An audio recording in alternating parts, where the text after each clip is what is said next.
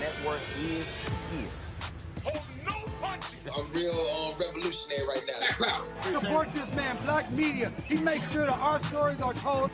Thank Thank you for being the voice of Black America, Roland. Stay black. I love y'all. All momentum we have now, we have to keep this going. The video looks phenomenal. See, there's a difference between Black Star Network and Black-owned media and something like CNN. You can't be Black-owned media and be scared. It's time to be smart. Bring your eyeballs home.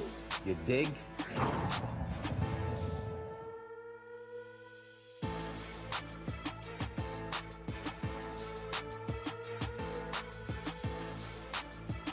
Wednesday, March 16, 2022, coming up on Roland Martin Unfiltered on the Black Star Network. Folks, he was on a hunting trip with 4 white men. The only black man ends up dead. Now, no one is charged for the killing of Jamaican immigrant Peter Spencer. The DA says the unidentified man who shot Spencer 9 times was justified, calling the shooting self-defense. Tonight, the Spencer family representative will tell us how the family is dealing with these findings from the DA and what is next. Breonna Taylor's mother met with Assistant Attorney General Kristen Clarke to request the DOJ investigate the of her daughter. Majority black town in Tennessee is near the future site of a huge manufacturing investment. All of a sudden, the state comptroller is taking it over because of financial problems.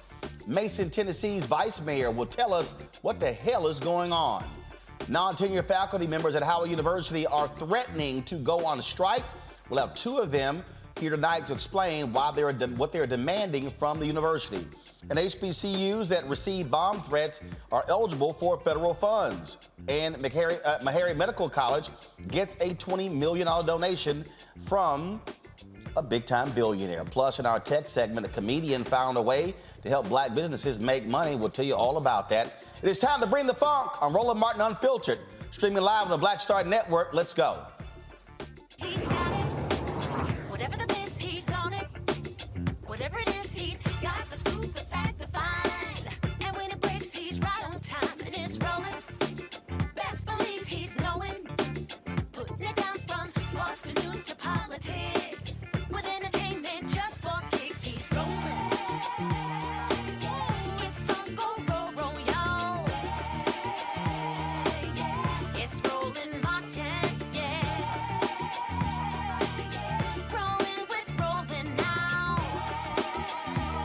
He's funky, he's fresh, he's real, the best, you know he's Roland Martin now.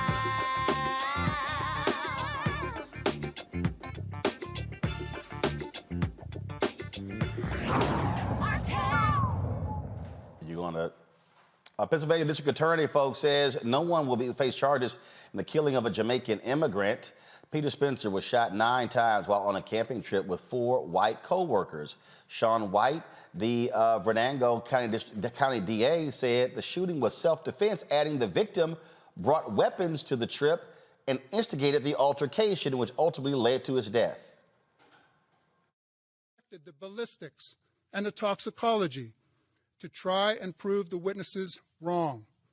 And finally, the autopsy report that I needed, the very last tool that I needed to try and help answer this question for me, showed that the witnesses could not be proven wrong on their theories of what happened that night and what they saw and what they heard. In 2011, the Pennsylvania legislature decided to strengthen its self-defense laws. The law under the Stand Your Ground establishes that an actor who is not engaged in criminal activity, who is not in illegal possession of a firearm, and who is attacked in any place where the actor would have a duty to retreat, they changed it and said that actor has no duty now to retreat. That's the Stand Your Law. It came along with the Castle Doctrine. So you must look as to whether or not the suspect in this case had a reasonable threat that some deadly force was going to be used on him. The first thing you must ask, was the actor in a place where he had a right to be? It's his family's dwelling. Was the actor in a belief that it was immediately necessary to protect himself against death or serious bodily injury? The AK-47 assault rifle was pointed directly at him after he had already witnessed, the suspect witnessed, that the gun had been pointed at the other witnesses. They were prevented to leave and their personal property taken from them at threat. The person against whom the force is used displays or otherwise uses a firearm. That's what the AK-47 is in this case. Under the use of force, we believe in this case that there is enough evidence presented for self-defense that we are not going to be to overcome our burden and show that this was not self-defense beyond a reasonable doubt. And for that reason, there will be no charges filed against the suspect in this case, because we're not going to be able to overcome that burden. And that's the explanation that we've needed to give to you now for quite some time. But I want you to know again, the last piece of evidence I needed was the autopsy report. That came to me February 25th. It didn't take us very long afterwards to have our meetings, to invite the FBI, to talk with everybody that we needed to from a standpoint of collection of evidence, ballistics. I've spoken to Dr. Vey personally about this report. We've gone around the room on 2 or 3 occasions to discuss if there's anything else we needed to do. I don't believe there is. All right, y'all, so we got to unpack a whole lot here. Let's go to William Anderson, the Allegheny County DA, Democratic Black Caucus chair, who joins us right now. I'm glad to have you on the show. Okay, I'm really confused here, William. So they claim that Peter just brought guns with him and just started shooting? Yes. It's first, thank you for having us, Roland, and staying on top of this. It's absolutely, ridiculous. Of course, all their stories would be, they would have their stories together after having over 3 months to prepare, right? I have a 5-year-old granddaughter that can, if you give her a week, she'll remember lines and stuff like that, let alone having, 3 months to prepare and get their stories together. So, these claims are outrageous, and it's just another case of, of black lives not mattering in this country. Again, I listened to the DA. I listened to him unpack all of this, and I'm still confused. I'm still confused. So as he lays this thing out, just all of a sudden, Peter goes crazy. There's 4 other people with guns. Peter just starts shooting? Yes. So what their story is, what they said is that the toxicology report now says that Peter was under the influence of shrooms or some type of hallucinogenic, and he held them under siege, was the district attorney's words, for almost 2 hours. Right? So they're armed there for over 2 hours. He holds them under siege. Then all of a sudden, Nathan Myers shoots him 9 times, right? Nathan Myers fires 11 shots and hits Peter 9 times. The district attorney says that the reason that Peter got shot in the back is because once he was facing Nathan and he shoots him, he falls forward, and that causes the shot in the back.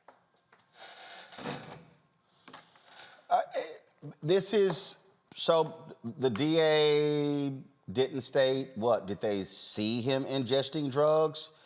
First of all, didn't they pick up Peter? No, his girlfriend dropped Peter off.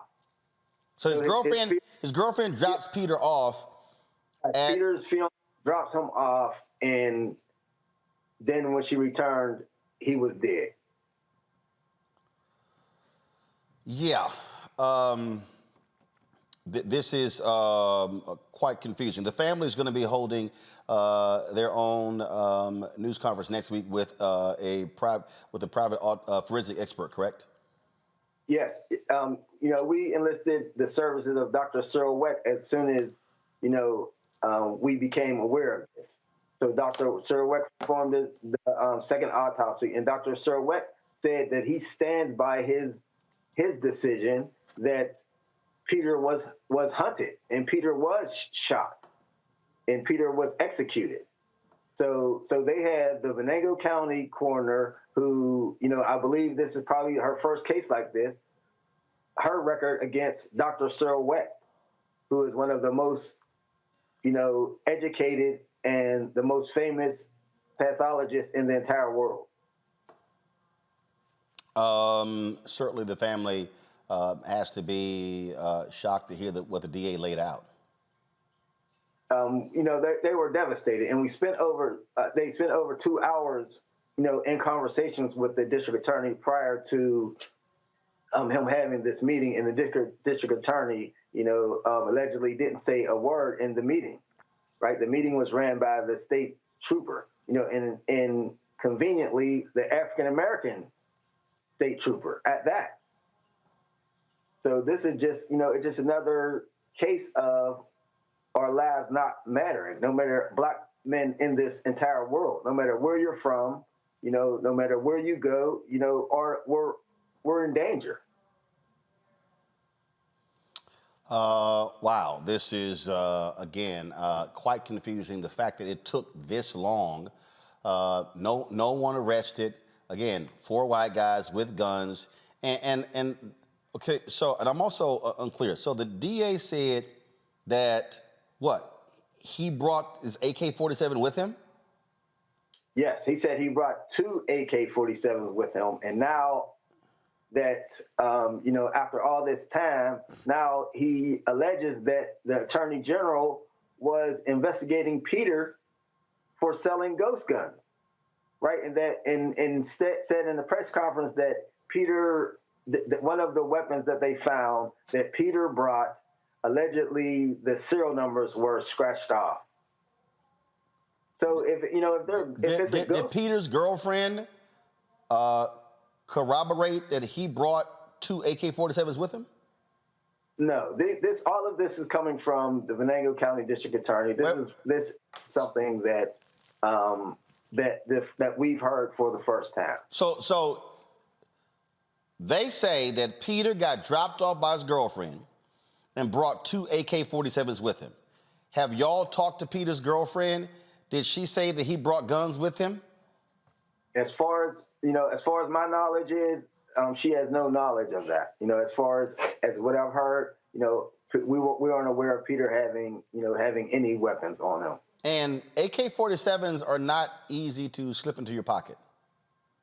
No, not at all, not at all. And if someone is, firing an AK-47 at you, and you're firing a 9mm, 9 times out of 10, the person shooting the AK-47 wins. That's why it's a weapon of, a weapon of war.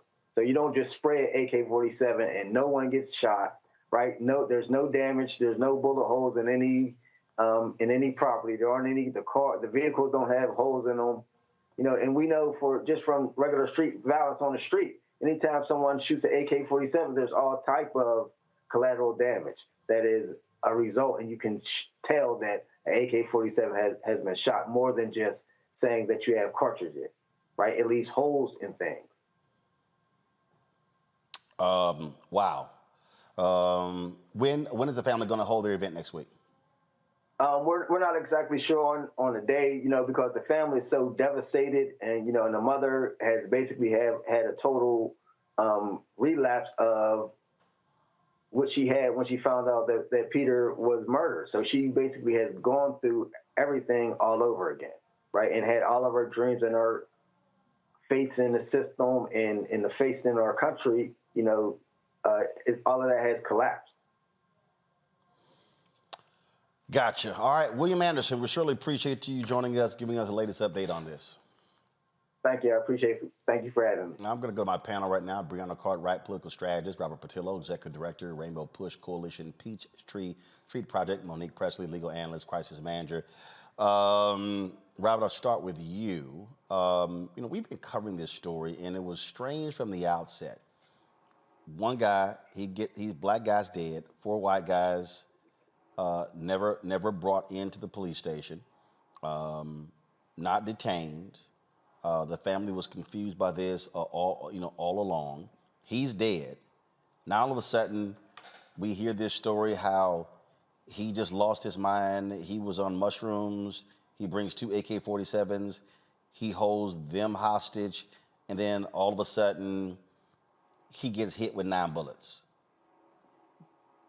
Yeah, the number of inconsistencies in this case, I think, definitely demands a statewide investigation. And we saw this in the Ahmaud Arbery case, for example, where you have the local district attorney there in Brunswick, Georgia, who refused to prosecute. Then a second district attorney refused to prosecute. Then finally, a third district attorney referred it to the to the Attorney General's office, where they did finally prosecute. And I do think that this will be one of those cases where the local prosecutor should refer this both to the statewide investigatory bodies and also to the Department of Justice in order to investigate this, because there are inconsistencies. If this is a hunting trip, then there will be nothing odd about bringing, quote unquote, an AK-47 with you. Now, it's very important also to understand the distinctions and differences. When someone says AK-47, more than likely they're talking about an AKM, not an actual Russian-made AK-47, something either your Chinese variant or Romanian variant.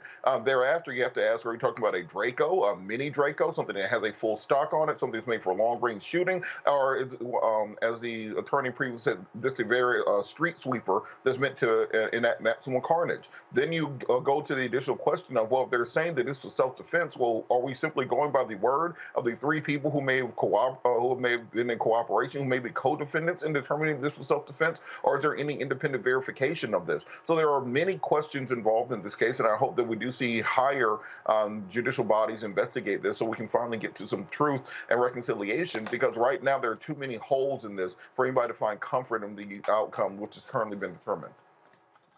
This is, so I'm looking at this USA Today story here, Monique, and according to the investigation, the shooting suspect and witnesses describe how Spencer had earlier fired numerous gunshots from an AK-47 into the air, how he had called himself a god while demanding others to gather more firewood at the camp, and how he had pointed the rifle at two witnesses while taking their vehicle's keys and ordering them to the ground. Investigators said alcohol, marijuana, and psychedelic mushrooms were present at the camp. You know, the thing that is strange here is, I mean, if you're the DA, the only thing that you have here is what these guys said. So it's one dead black dude, 3 live white guys. They're like, yeah, dude lost his mind, went nuts, we shot and killed him, up, self-defense, peace out. But a lot of times it is a he say, she say in the beginning, and that's the point of proper investigations. And so it baffles me, especially since someone was shot in the back, that there wasn't even a trying of the case. I don't think that, I don't think that someone would go on a hunting trip with someone who thinks that they would turn around and shoot them in the back. So there's a lot of inconsistencies in the stories for me as well. And I don't understand why we aren't prosecuting it, but I also think that it's a slippery slope to start deciding we aren't going to prosecute black cases and we're just going to say that it's self-defense. And until proper investigation, which we won't really know, I think that it's unfair. This case has been strained from the beginning, Monique, and it was just, again, just weird the moment we heard about it. Sure, but strange things happen. So I can't say that anything that the witnesses said is not true because it's strange. As far as I've read, it is accurate that there were hallucinogens and other things present on the scene. And if it's contrary to something that we know, if there was no drug in his system, if there was no reason why he would have been acting in this manner, that's one thing. But we don't have what we had in Ahmaud Arbery. We don't even have a video. And it took months and 3 prosecutors, as Robert just said, even with a video. But we don't have one here. And as Robert also said, some people think it's strange that there would be AK-47s. No, not necessarily. His family says that he was an avid outdoorsman. He was going on a hunting trip. It's not completely out of the spectrum of reality that he would have shown up with weapons. The use of them is different, though. So I just think we need more. They've done an investigation. If it is fishy, or if we just decide because it's white people and a black man that it's fishy, then it's going to take another investigative body to get to the bottom of it. Well, only part I push back with you in regards to that, because you're correct that, strange things do occur, but it stated that there was multiple gunshots. I think you said 19. And even if it's in self-defense, I don't understand why there'd be rounds and rounds and rounds and rounds. And so that's the part that's disturbing of, okay, I was in self-defense, I shot and stabilized and then figured it out. So we can say that the black person was on drugs, but were the white people on drugs? Were they hallucinating and thought he did X, Y, and Z? I'm not quite sure that there was. And some of this stuff, I mean, there is investigations in the sense of the police, but also the part of the prosecutor. Some of this stuff in questions and showing it by jury allows for us to see more of this evidence or see what's occurring. And I think closing it off ends it too soon. We'll wait to see what the family says next week, folks. Speaking of no charges in Chicago, Cook County prosecutors said no charges will be filed against the police officers who chased and fatally shot 13-year-old Adam Toledo and 22-year-old Anthony Alvarez during foot pursuits within days of each other last year. State's Attorney Kim Foxx said there was insufficient evidence to charge the officers in either case. However, Foxx was critical of the officers in the shooting death of Alvarez. She said the officers created a situation that put them in danger. In response to the ruling, Toledo's family has filed a wrongful death suit against the police officer involved in the death of the 13-year-old. When you hear that, Monique, where the DA says, hey, cops, you contributed to this. Even though charges are not going to be filed against him, that's one of those things that cannot be overlooked, where police have a responsibility not to also heighten or instigate a situation that will lead to somebody dying. Certainly they have that responsibility, but there's civil and then there's criminal. So the attorney has made the decision, the state's attorney has made the decision, and other than that, what can we do but file a civil complaint? And that's what the family has chosen to do. And that's the right thing for them to do. But the thing here, Robert, that I think is important is that this is where, if you're the police superintendent, you've got to let officers know, look, if somebody's running away, do you necessarily have to pursue them and shoot to kill them? Again, death is death. There's no coming back from that. And so what do you think the police department should take away from what Kim Foxx says? Well, I think this is that price of doing business that police departments are willing to absorb, that millions and millions and millions of dollars, as we articulated a few shows ago, go toward paying out these settlements to families for police brutality cases instead of simply changing the policy within the department. The city of Atlanta, Los Angeles, other jurisdictions have instituted a no chase policy unless there's an imminent threat to life and to the life of either officers or to the public. This was the Toledo case in particular did not appear to be an imminent threat to the community case, so there should not have been a chase initiated. We have technology now. We have helicopters. We have cameras all around. We have better ways of apprehending individuals who are of question other than simply chasing them and escalating situations. This also goes to that point of creating federal standards around police training and police and the level of equipment and also the types of criteria and standard need to be police officers, that if you're going to get federal funds, if you're going to get all these federal military surplus equipment, riot gear, rocket launchers, grenades, those sorts of things, tear gas canisters, the types of things we see police forces pull out whenever there's a quote unquote riot or civil disturbance, well, in order for you to get that, there should be federal levels of training and federal levels of standards to go into who is on that force so that we can have some consistency across the board instead of being a mishmash of rules depending on what city and often what district within the city you're even in. So I think this reinforces the case for that George Floyd Justice and Policing Act, for us to have some congressional hearings on what needs to happen to get some really recommendations there. Go back to Barack Obama's 21st Century Policing Initiative, put many of those things into action so we can stop these things going forward, because families do not want civil settlements. They want their family members to be alive. We have to keep that as the guiding principle. Breonna? Yes, I totally agree. I think that I think there's not enough justice that we receive in Black America, and we need to really push prosecutors to go to the fullest extent. I do think that, one of the main issues just within the police force, the rule is, you said, Roland, to not shoot to kill. They're instructed that if you're going to actually shoot, like if you're going to pull out your gun, it is to kill.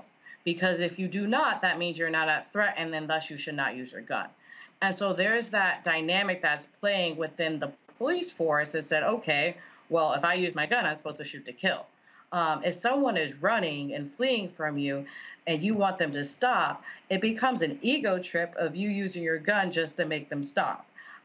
You should only utilize your gun when there's actual threat. And I think there's more and more blurry lines about whether there's a threat or not, whether we go from the hunting case, right, when we say it's self-defense, or we go to the police officer when someone is not complying. And I think that we're seeing now over and over and over again in all these cases that the standard and the line, the rule, is not properly applied across the board.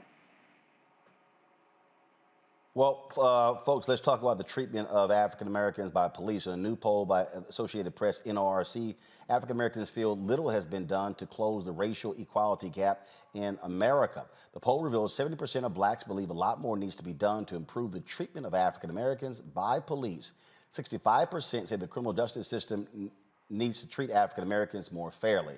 And 49% surveyed are pessimistic about police relations improving in our community.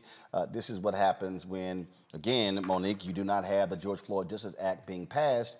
And also, we've yet to see actions taken by President Biden when it comes to executive orders. But also, all these people who tout, oh, black folks don't support defund the police, they want to see more cops.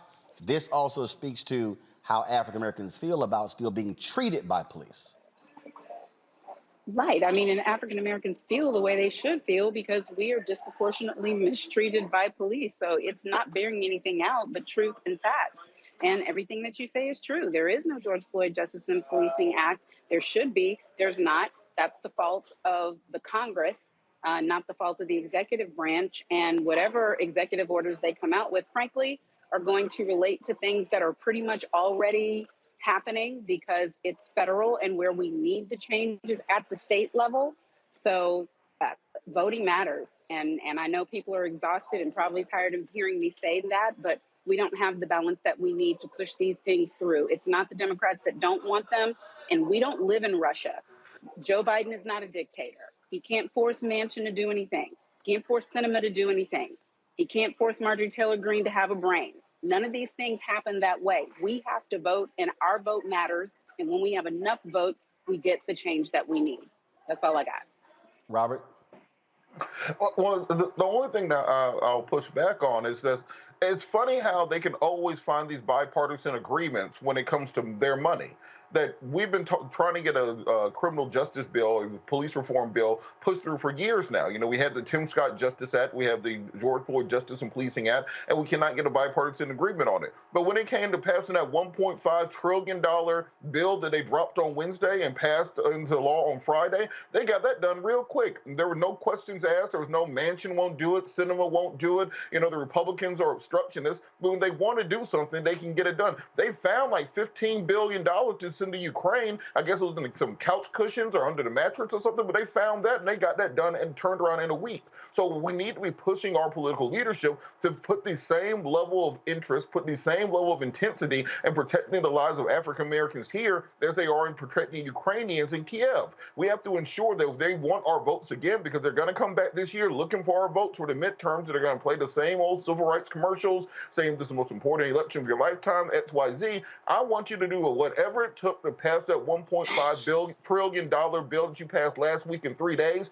Put all that effort into passing criminal justice reform and passing police reform so we no longer have to fight these fights again. I don't think there's anything wrong with us demanding that from our political leadership and not taking anything less for an answer. Yeah, but they're racist, Robert. They're racist. They're racist. Right. So you're bringing up things that people get done because they don't mind getting them done. Maybe, yeah, they got to be squeezed a little bit. They got to have their wrist pulled back. They got to, get something in return for it a little bit. But it's something ultimately that doesn't go against everything in the fiber of their being that says that we are less than and deserve the treatment that we are getting. We need people who don't have that belief system. I can't change anybody's heart. Joe Biden can't change anybody's heart. Vice President Harris can't change anybody's heart. If their heart is black and full of hate, there's not enough bargaining in the world to change that. That changes elsewhere. So they have to go. That's all that has to happen. And so, no, I'm not laying this at the feet of our president. I'm not laying this at the feet of the Democrats who from day one have been putting up legislation that, if passed, would have us in a better position on voting, a better position on criminal justice, a better position on a better position assuring us principles for Roe v. Wade, because the Supreme Court is jacked up all across the board. It's in there. I mean, HR 1 to HR 5001, it's in there. So no, it's the ones who don't care about us. They're the ones. I'm quoting Michael Jackson now, which means I should stop talking. But I also say, Robert, the difference between them getting a deal done and compromising on money and our lives. Where's the bipartisanship in it? We don't have a compromise. There isn't a middle ground. What it needs to be done is them to stop killing us in the street. There's not like, oh, you know what, we'll just stab you and let you bleed a little bit, and like there's no really compromise. There just needs to be action. And so when we're talking about negotiating of how to keep money in the pockets where they can understand and, everybody understands that, that's different. But when you have hate in your heart, as it was stated, no one wants to talk about, how we change Black people getting killed in the street, how we change prosecutions not going forward and investigations not occurring. And so, yes, it's easier to say, well, let's just deal with money, right? Let's talk about inflation, which is an issue, right? And she stated all the things that Democrats have done to help us within our community for the issue. That's not going to take away of the part of changing the hearts and minds, right? As she said, Sinema's not going to get a brain. She'll stay a scarecrow. And only way that we can do that is within our community, right? Is organizing ourselves and making sure that we're there for ourselves. We're giving back money to ourselves and pushing people out to the polls and having people that represent us that look like us, but also not just look like us, but understands the pains that we've gone through and ready to free us, right? Because there's people that look like us that eventually we're going to have one that looks like us and represents us on the Supreme Court. But as it stands right now, we have someone that represents us, but can't really speak up for us. So there's a difference in regards to that. And I just think that it's time for us to not just solely lay, like you said, lay ourselves at the Democratic Party, because at the end of the day, it's still political parties. And the political party in itself can't save anybody. It's time for us to save ourselves. But look, the point that I'm trying to make is, so let's take the last 5 months or so. We had the big infrastructure bill in December. It was at $1.25 trillion. They got it pushed through. You have the federal spending bill this last week, $1.5 trillion. You get pushed through. You look at the fact that someone like Manchin and Sinema are just two people, and they're able to hold up the entire Democratic agenda for an entire year. The Congressional Black Caucus is the biggest caucus in the entire Congress. So when it comes down to these big spending bills, when it comes to the priorities of that they have this bipartisan agreement on, why is no one willing to lay down on those tracks and say, no, we're not moving anything until we move voting rights. We're not moving anything until we move criminal justice reform. We're not moving anything until we move the George Floyd Justice and Policing Act and put some real teeth into it. The point is that if you have people like Manchin and Sinema who are willing to lay down and die on that hill to stop what they don't want to happen, we need to have people who are willing to lay down and die on that hill to ensure we get our agenda pushed through, because there's only so long we can keep going back to our communities talking about what we woulda, shoulda, coulda had, and how we just need to simply get a bigger majority and a bigger majority and a bigger majority. Most of us were here in 2008 when Democrats had the majority in the House, 60 votes in the Senate, the progressive Supreme Court, and a mandate for Barack Obama, and they still couldn't push things through for our community, and they said we still needed more votes even after that. So we're going to have to start standing up with the courage of our convictions to push these things through, or be willing to shut the government down. Ted Cruz will shut the government down over the debt ceiling. Marco Rubio or Rand Paul will shut the government down over or put a wrench to the anti-lynching legislation just because we don't have the people, the lions in the Senate, as Ted Kennedy used to be called, who are willing to make that stand, to put their feet into the ground and said this would no further. And I think that's what most of the American people, particularly African Americans in this country, want to happen. Someone just simply stand up and say this and no further from here. Well, Robert, the problem is here. The Congressional Black Caucus could do that, but they have 54 members who are in the House. So the problem is you can do that in the House. You can do it in the House, but at the end of the day, you can't. The House cannot tell the Senate what to do, and that is. But Roland, my only point is we got 2 black senators.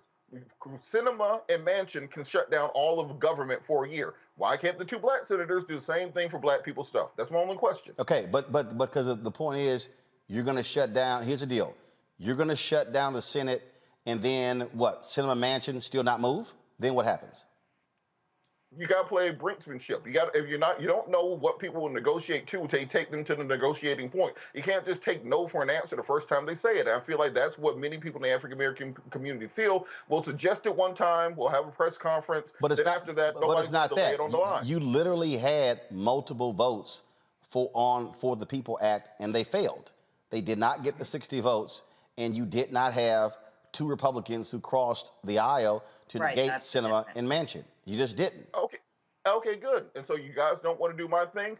Good luck on your infrastructure bill. I think that's the brinksmanship you have to have at this point in time, because these people will not move otherwise. You want to have your pet projects. You want to have your look. The other side has already decided on gridlock as being the only determining factor. So either we play the same game as them, or we keep getting run over on the way to the bank. Yeah, but the deal though is the bills you're talking about, they can actually pass. But again, it's 2 Democratic senators who are actually standing in the way. And what you're just saying, one of the Democratic senators, you want to do that, he needs to get reelected. He's up for reelection in November. So he can, but here's the deal. So the reality is he can try that, but if he loses in November, Warnock's gone. Ossoff got 6 years. Look, Roland, the thing about that is, in a state like Georgia, you're going to need record African-American turnout to beat the Republican wave that's coming. They're already campaigning here for got it. I got it. But the problem is, you still are. It is abundantly clear that the 2 Democratic senators are so obstinate, it doesn't matter. They ain't. I mean, what hasn't been done? You've had folks roll up on Manchin's yacht. You've had people go to his office. You've had West Virginians. You've had preachers who support him initially who turn on him. You've had people close to him who have said, you're wrong. He hasn't budged. Look, what will move people, I think, there's $765 billion in military spending in that bill that passed last week, only $750 billion in domestic spending. I think if you hold up that money to those military bases, those pet projects, those new F-35s, those new B-21 Raiders that are getting built, particularly in that jurisdiction. That ain't gonna move Manchin. That gets people moving. That ain't moving Manchin. Look, money moves. No, Robert, that ain't moving Manchin. Bruh, Sinema refuses to even meet with people in her own state. They are 2 obstinate individuals who do not care. That's all well and good, and I say we play the same game with them. You don't want to vote on it? We can all go home, because we ain't voting on nothing. I think that's what it has to be, because otherwise we're going to... And you know what's going to happen? And you know what's going to happen? They ain't budging. Look, I get your point, but the only way that works is if the person who you're trying to get to move has something that they need you. It don't exist. It don't exist. Sinema don't give a damn. They needed us on the budget last week. We had to have all of the Democratic votes to pass the spending bill last week. Yeah, that's a spending bill. But that's not something that specifically Sinema and Manchin wants. And see, this is the whole deal when people talk about LBJ. Pork barrel projects are pretty much out of the way. The old way of, oh, you don't move, I'm going to withhold from you, it doesn't exist anymore. So when you got rid of pork barrel projects, you took the actual leverage away to say, oh, I'm going to dangle this in front of you, I'm going to snatch it if you don't support me. That's now gone. Look, I agree with you. I believe in sitting here pushing as hard as you can. But these two folks here, they don't give a damn about nobody but them and the fossil fuel dollars and the Republican money that's coming both of their way. That's what's going on. So I hear you, and people keep saying, well, the CBC should do that as well, but they're in the House. The Senate don't give a damn if they lay down. Remember, Congressman Joyce Beatty got arrested in the Senate building over the voting bill. They ain't give a damn, and they still don't give a damn. Senator went to the floor praising John Lewis and still said, I'm voting against ending the filibuster. They don't care, which means you've got to win more seats to negate their 2 votes. I got to go to break. When I come back, folks, the story out of Tennessee is strange. Why is the state trying to all of a sudden take over this black town in Tennessee? We're going to explain when we come back on Roland Martin Unfiltered on the Black Star Network.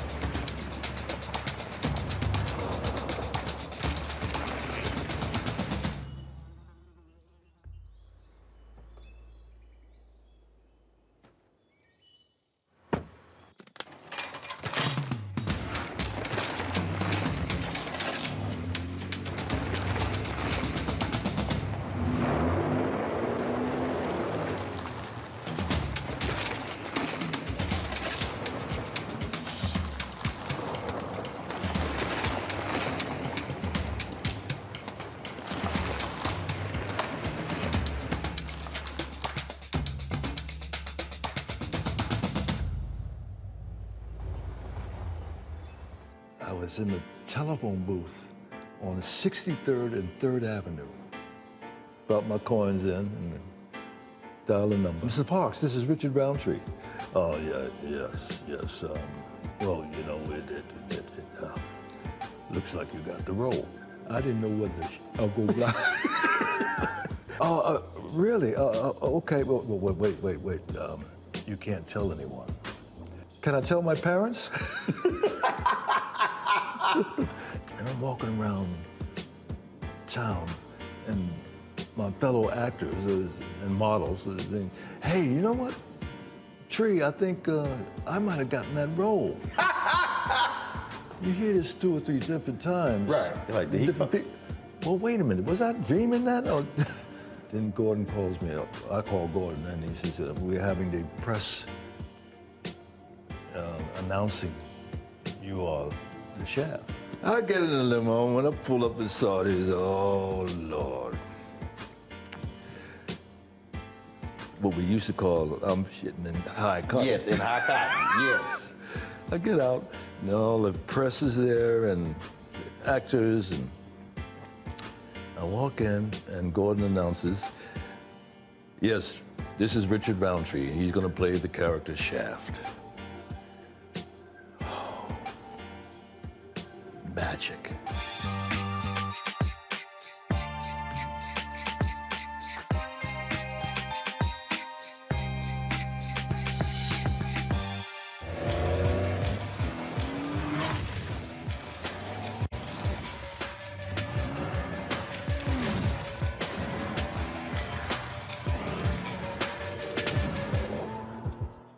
Hi, I'm Gavin Houston. Hey, what's up, y'all? It's your boy Jacob Lattimore, and you're now watching Roland Martin right now.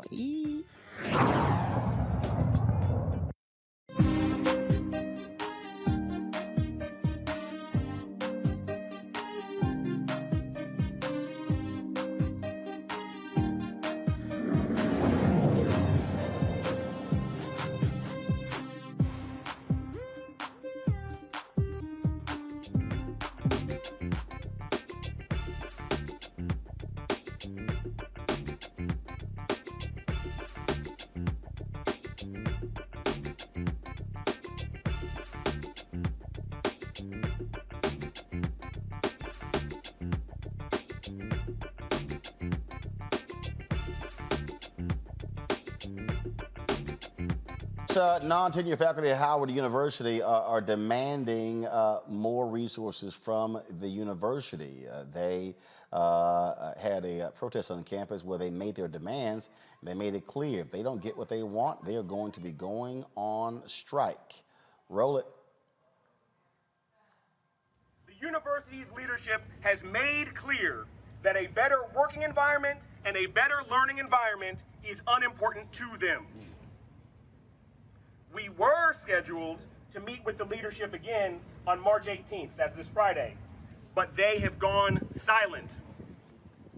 We have been left with little choice. If the leadership of this university does not reach an agreement with us on March 18th, this Friday, then on Wednesday, March 23rd, on Thursday, March 24th, and on Friday, March 25th, the Adjuncts Union and the Lecturers Union, in alliance with SEIU Local 500, we will be holding an unfair labor practice strike. We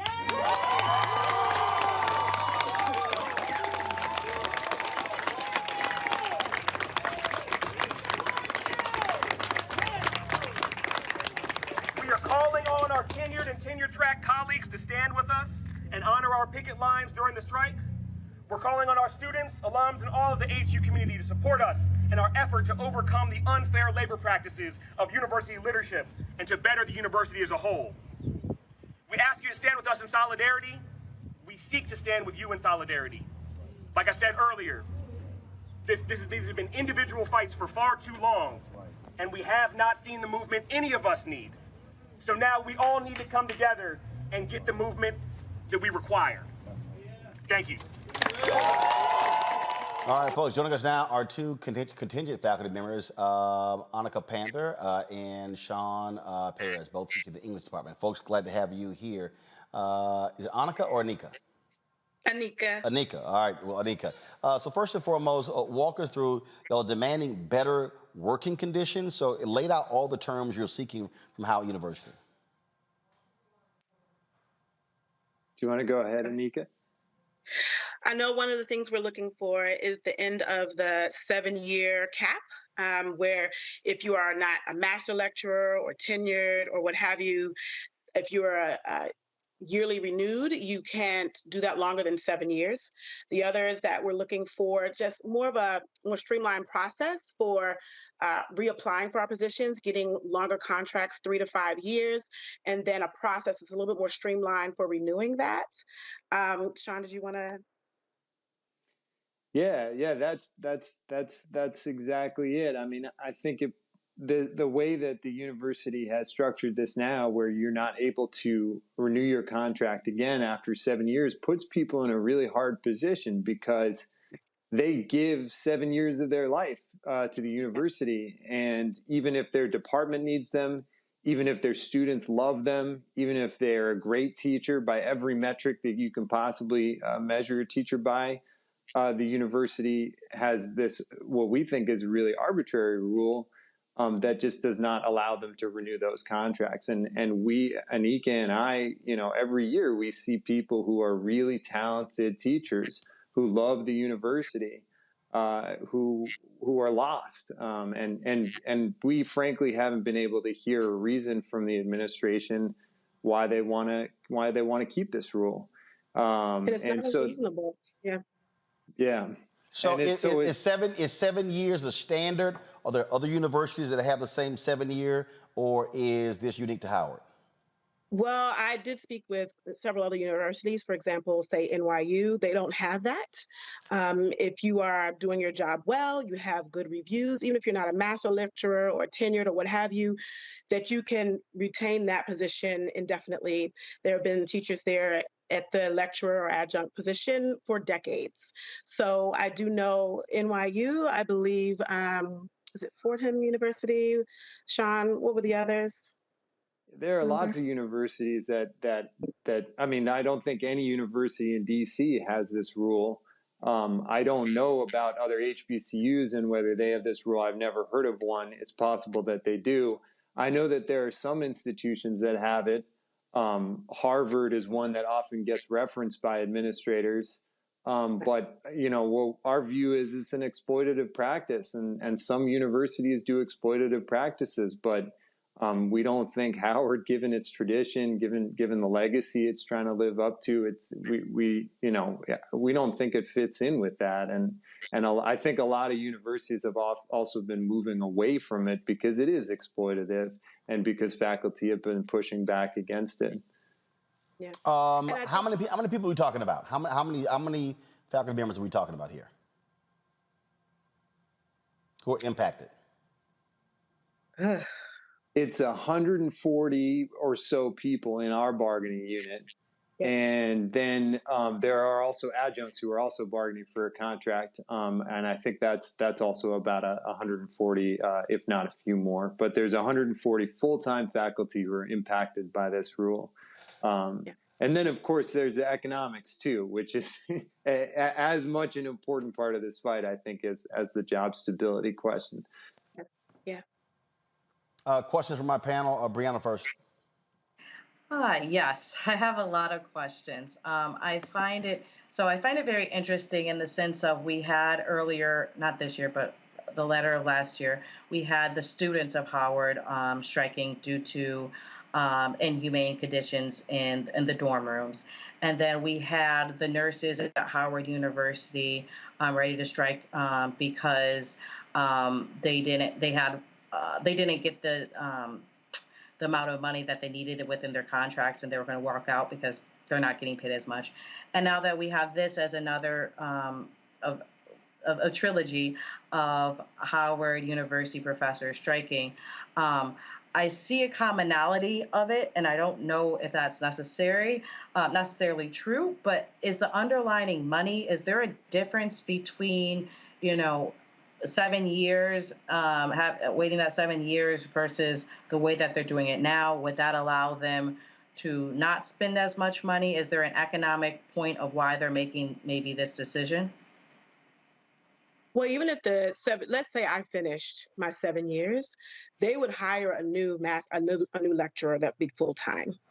And that's what doesn't seem to make sense. If it was about finances, like one of the things we said is if they want to open up more opportunity for more tenure track positions, or more, if they made obtaining a master lecturer position a little bit easier to obtain, and that's why they're being this strict, that could make sense. But at the 7-year cap, you're just dismissed, and then they hire someone to take your position who is now allowed to teach for another 7 years in this position. But if they did not dismiss you, would it cost them more to either, I guess, continue? Is it at a lower rate when you come in the first? Is it a gradual rate increase from the first year through the 7th? Would they have to change how much they'd pay someone if they stayed on the 8th year versus saying, okay, you did 7 years, now let's bring someone else for 7 years? So are you saying it's because we're getting like increases each time and getting paid more each time as we go? I'm not saying it. I haven't looked at the contract, nor do I know. But I'm asking you, is that your situation? Each year, do you get a pay increase for, say, first years get this amount of money, second years get this amount of money? Is that something that occurs? No, to my knowledge, and Sean, you've been there much longer than I have. So far, I haven't. Yeah, no, we don't get any kind of wage increase year to year, but I think to your point, and I think to an extent, you're right, is that when you keep someone around for long enough, they're going to expect, because, as any reasonable person would, to have a raise every now and then, at the very least, to keep up with the cost of living. And this employment situation has allowed them to not do that, which I think another way of saying that is it allows them to pay people a lower wage than their kind of value is really worth. That's a kind of argument. So I do think that there's an economic component to this, and I think that for a long time Howard has been under-resourced, severely under-resourced for decades. And for the first time over the past couple of years, we've seen it just have a long overdue tremendous influx of resources. They've been able to give a raise to all faculty except they didn't give a raise to the faculty who have unionized. And so I think that they actually have the resources. I wonder whether now we've gotten dug in a kind of debate over whether or not there should be a kind of union on the Howard campus among the faculty or not. There's many unions on the Howard campus, but so far there hasn't been a faculty union except for the adjuncts. Robert. So kind of piggybacking on what you just said on the resources conversation, we've seen massive investments in HBCUs over the course of the last several years, particularly since the Freedom Summer of 2020. We've seen Mackenzie Bezos giving billions of dollars, Melinda Gates. We saw Ralph Lauren is doing a summer collection for Morehouse and Spelman. Don't know how Clarke Atlanta wasn't included in that, but that's another story. How can we ensure that these additional resources that are being provided to HBCUs are working their way back down to faculty and staff and not simply being absorbed into administrative salaries or into new building funds and those sorts of things? What can HBCU alumni and the community at large do to ensure that this money is getting to where it needs to go?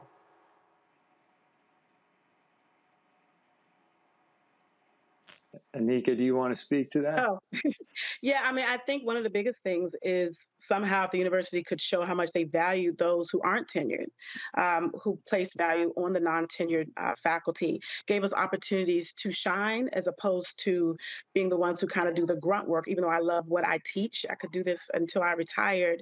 I think if we felt valued and the community and even the world saw what we offered, that would show even leadership where money should be directed.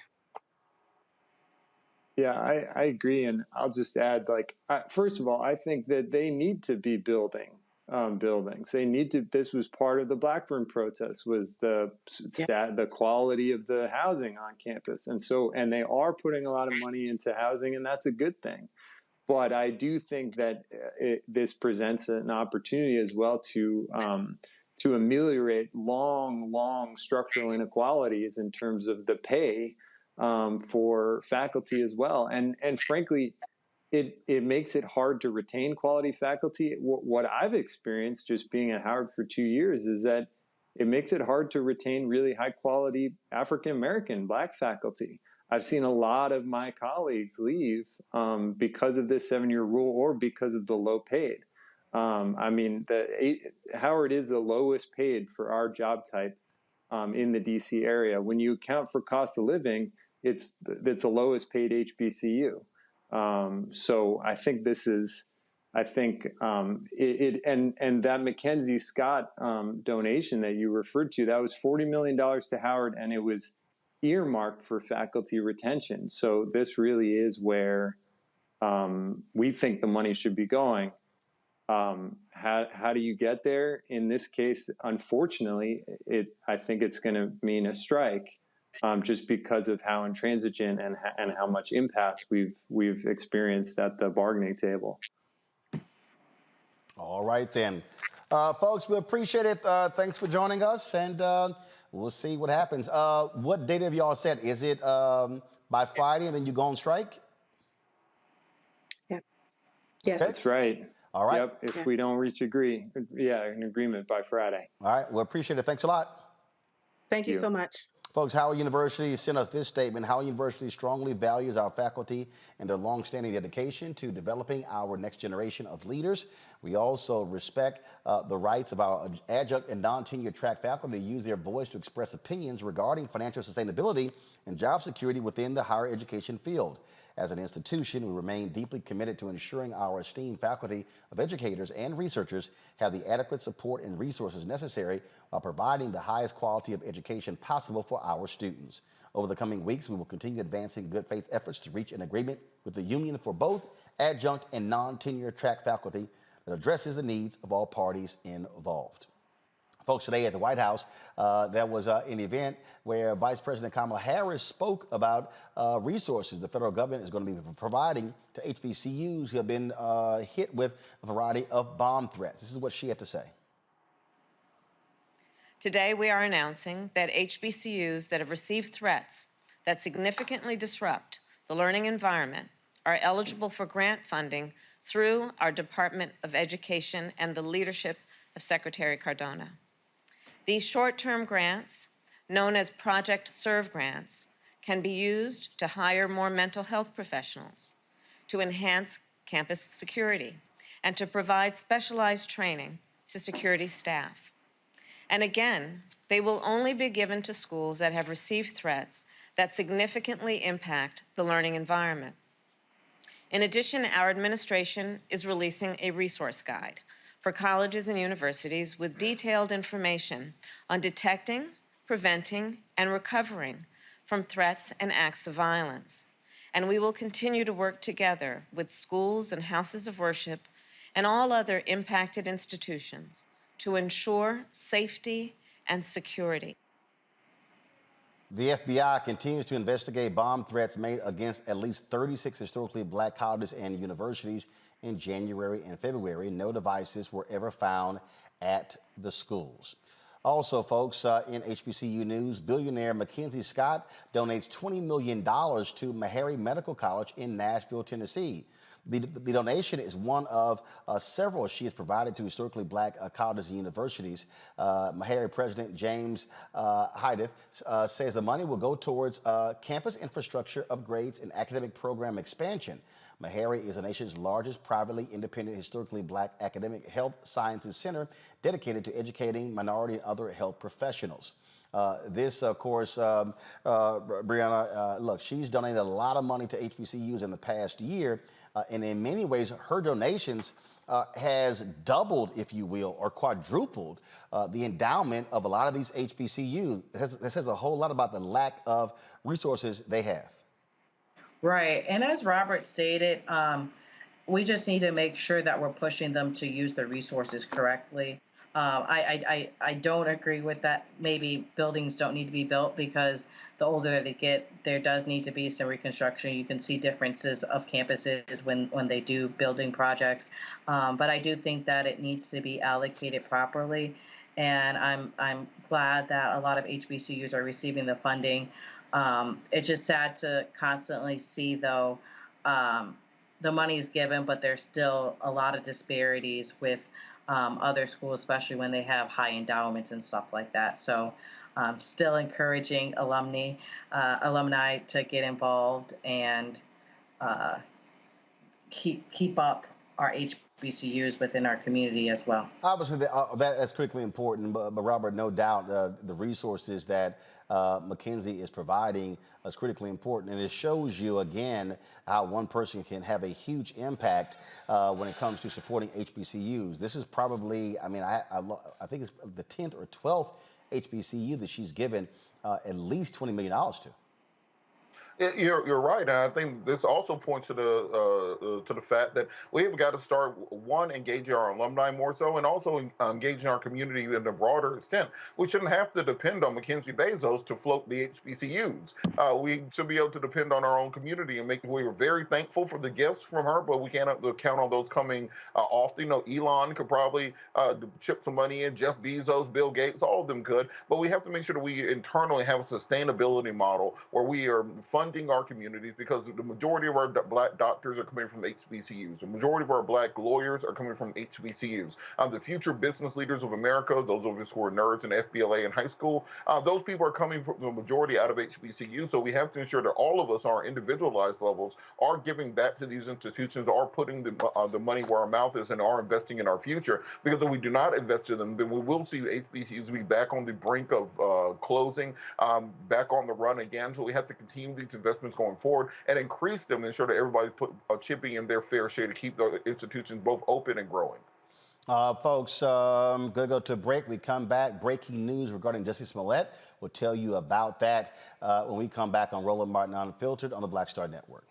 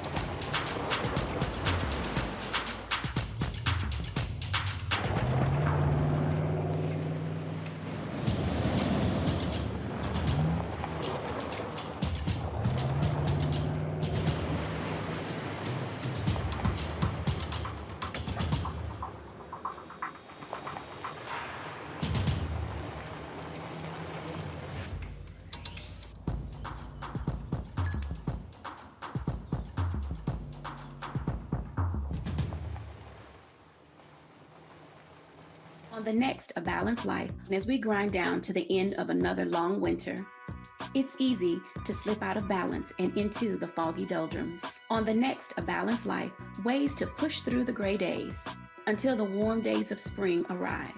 Join me, Dr. Jackie, on A Balanced Life on Black Star Network.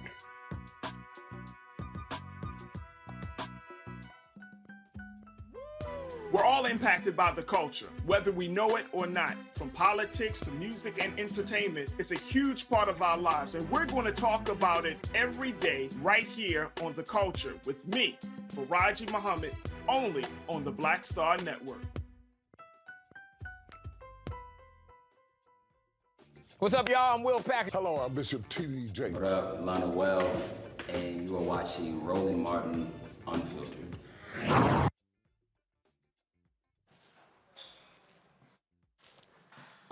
All right, folks, some breaking news out of Chicago. An appeals court has ordered Jussie Smollett to be released from jail. His attorneys had appealed him being in jail because they say, first of all, he said he should not have been placed there, that the judge should have allowed him to stay on bail pending his appeal.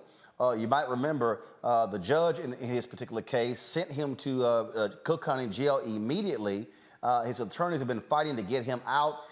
There's been lots of drama back and forth over his stay there. This right here is WGN. If you go to my computer, please, this is what they're reporting. Jussie Smollett, again, is being ordered out of jail.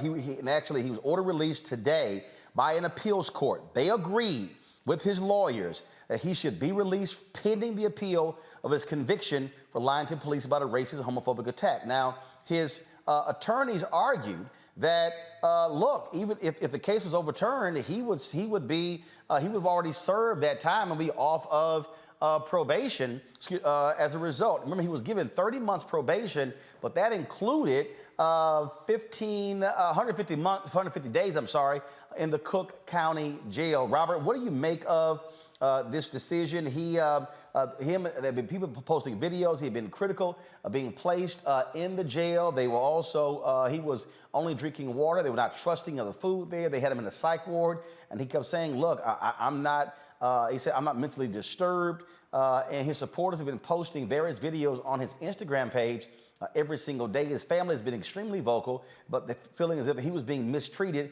in the Cook County Jail. And they also said that he wasn't safe being in the jail.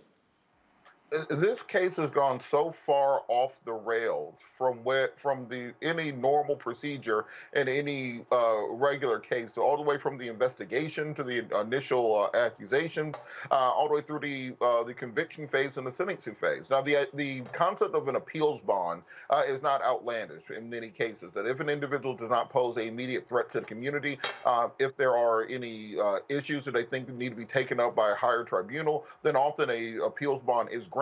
In this case, it sounds like the lawyers are making the argument, and that the higher tribunal agreed that, well, if the amount of time that he'll be sitting in jail waiting for the appeal will indeed be longer than the sentence that he's been sentenced to, so there really is no reason not to simply wait for the appeal to be heard. And then if the conviction is upheld, then they'll remand him to custody. If it's sent back to the trial court, then there'll be a new trial in the case. So I think that's really the outcome here. But there's so many twists and turns in this case that it's very difficult to keep up with, I think, both for lawyers and the community in general. And I think that is something to watch, whether or not there is any proof that the accusations made by the family of mistreatment. Of course, Mr. Smollett yelling out, "I'm not suicidal," kind of to contravene the idea that he might commit suicide, or someone might, as they've been saying on the internet, Epstein him while he's in jail. So if there's any evidence along those lines, I think that'd be important to come out before the appeals court. But I do think it's a very, very strange case from the beginning, and it continues to be a strange case to this point. Breonna.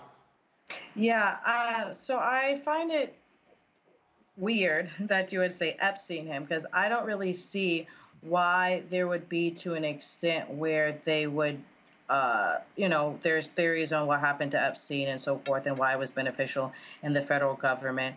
But the thing that confuses me about Jesse is, okay, I don't realize, I think it's a constant, even when, in the beginning, right, there's always a constant belief that someone is attacking him, right? And so even someone within, and maybe he's saying he's not suicidal or shouldn't be there.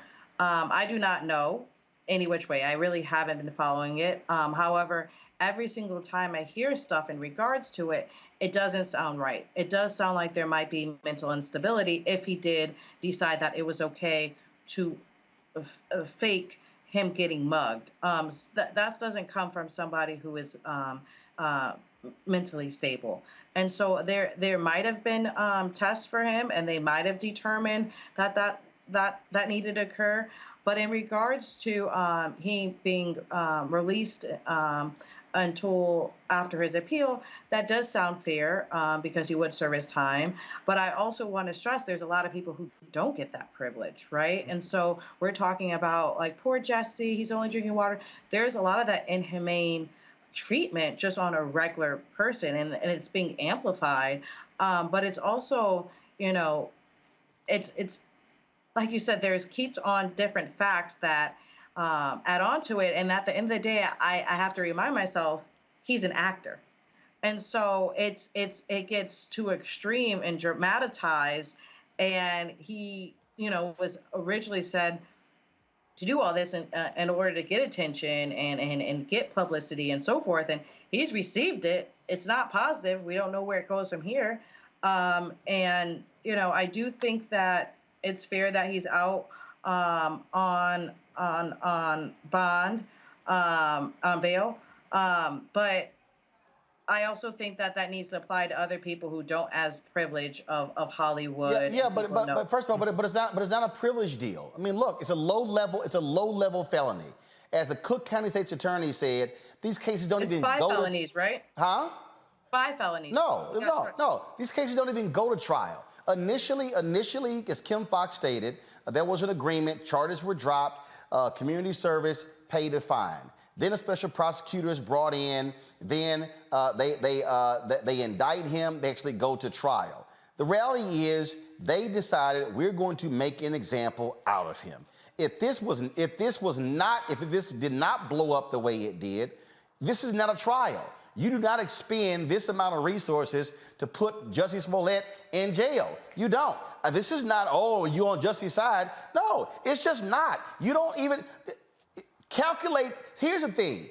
When you listen to the judge and the prosecutors talk about, how much this hoax cost the city of Chicago, aren't you spending more money to prosecute him? Then aren't you spending more money to put him in jail? So don't try to make the economic argument when it doesn't work. You're right about that, Roland. But at the same time, he could have just said, "Look, I made a mistake. I did it. I'm sorry." But hold up. There probably would have been a plea deal. But Robert, hold up. He could say that, but he has a right to say, "I didn't do it." All of us can say, "Nah, bruh." 100,000 people can say, "Nah, bruh, you guilty." He still has a right to say, "I didn't do it." He stands by his side. I did not do it. It doesn't change the fact it's still a low-level crime. But Roland, understand that, look, as a defense attorney, I completely stand by that, and I believe that. But at the same time, when you make that decision, you also make the decision, well, I'm going to take this 150 days in jail and these fines and all this probation in my record, having a felony on my record and all those things. So you can't just say, well, I'm standing on my truth, but also not accept the verdict of the jury, not accept the verdict of the state against you. I want him to explore every option for appeal going forward. I want him to take it to every tribunal possible. But at the end of the day, if you you are convicted of those things, you can't try to use your celebrity, your wealth, your notoriety to get out of the same punishment that Leroy on the street might have because of who you are, who you're connected to, who your family is. I think we all want fairness and justice and equity in the system, and that nobody should simply, because of wealth or because of notoriety, have a different standard than other people. And there are plenty of people sitting in jail right now on low-level felonies or misdemeanor charges who did not get an appeal bond. Actually, hold up. I got to stop you there. The Illinois governor has been very vocal about not putting people in jail for low-level crimes. And so, and again, here is the oxymoron. You right now, you have a state's attorney who has been running on that. Why are we imprisoning people for low-level crimes? You have a governor saying the same thing. And now because it's justice, oh no, throw his ass in. The bottom line is this here. I can see this for exactly what it is. Chicago cops, the city was pissed off. They got lots of attention from it. Got it. Okay. But the fact of the matter is, this low-level ass crime has been going on now for 3 years.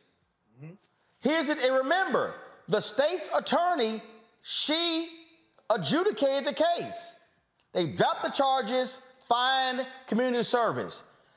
A judge appointed a special prosecutor who investigated her office, and then so they reopened it. So again, here's my point. You can't on one hand complain about how this hoax cost the city all of this money of cops investigating when you then come back, reopen the same case to spend more money on cops reinvestigating the case, and then more money on prosecutors prosecuting the case, and more money to then put them in jail. The argument simply doesn't hold up. This is, frankly, the folks in Chicago can be pissed off, but let Kim Foxx do her damn job. They should not have appointed a special prosecutor to reopen the case, to spend more time and money. So they can't complain about the time, the money, and the length when actually the reopening is the reason why you're spending more time, more money, and we're still talking about it. But Roland, I think also we talk about this being a low-level case, and it's a low-level case because they kind of figured out what was happening pretty quickly. But imagine what would have happened if instead of the two Yusumura brothers, I can't pronounce their name, instead of them coming forward, well, they had just found two white guys and arrested them for the crime and convicted them and sent them to jail. You know, it's very serious when you start accusing people of crimes of this nature. So it ended up being low-level. This could have indeed cost people their lives. No. What we're not going to do is the woulda, coulda, shoulda. No, we're going to deal with what actually. No. Was anybody else arrested? No. Was it investigated? Yes. Was it two white guys arrested? But Robert, it's not a question of what could have happened.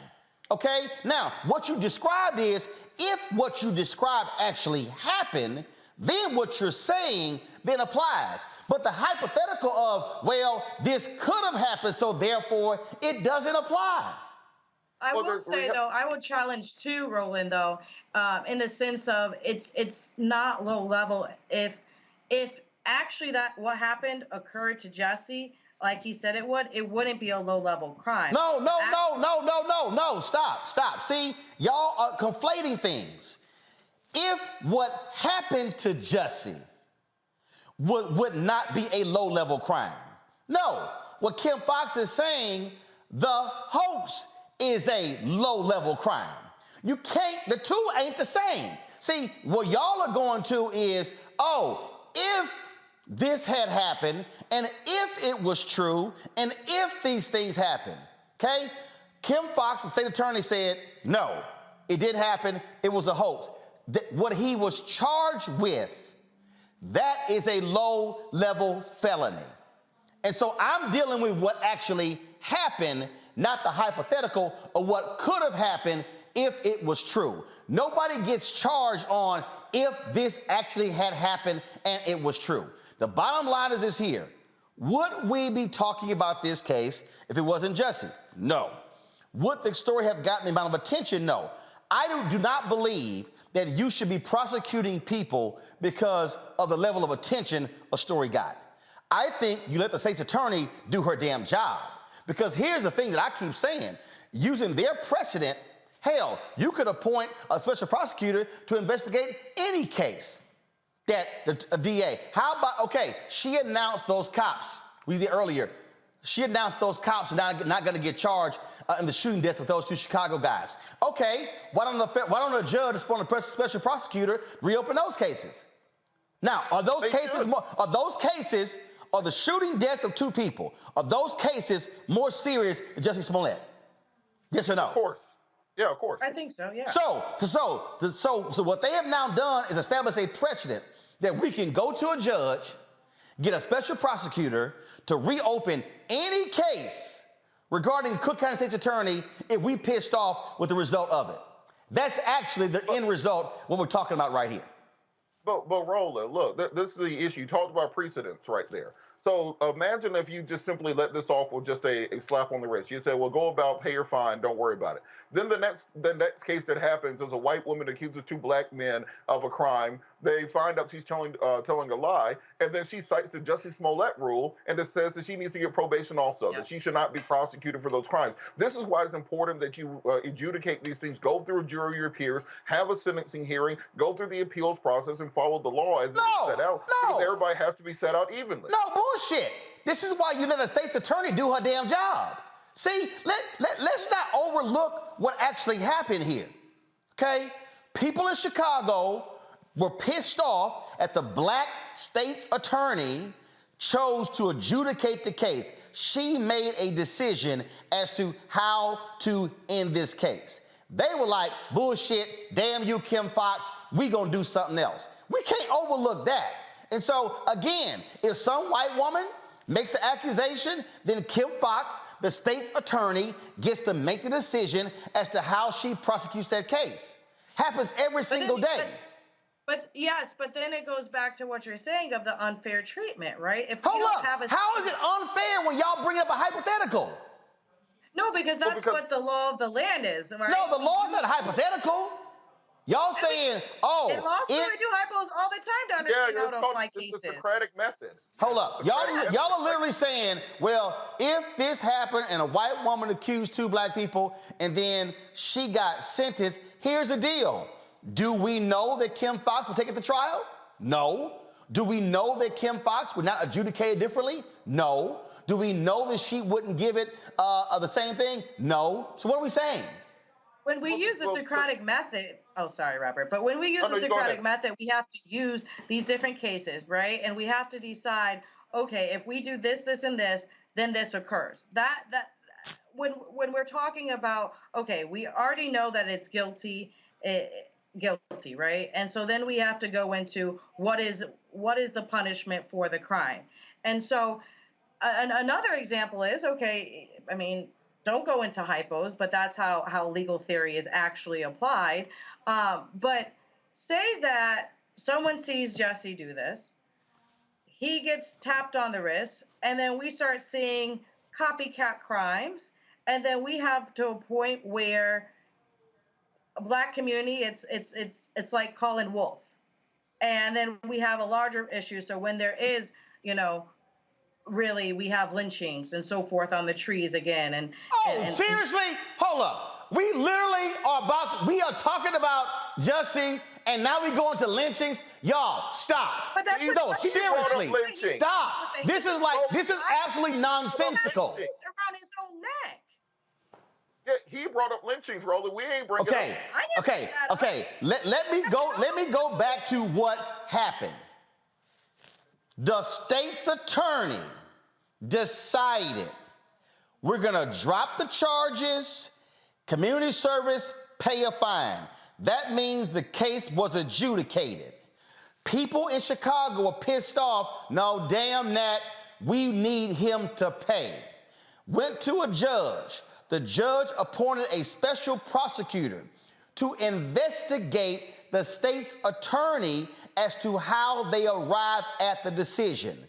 Out of that investigation, the special prosecutor decided to indict Jussie.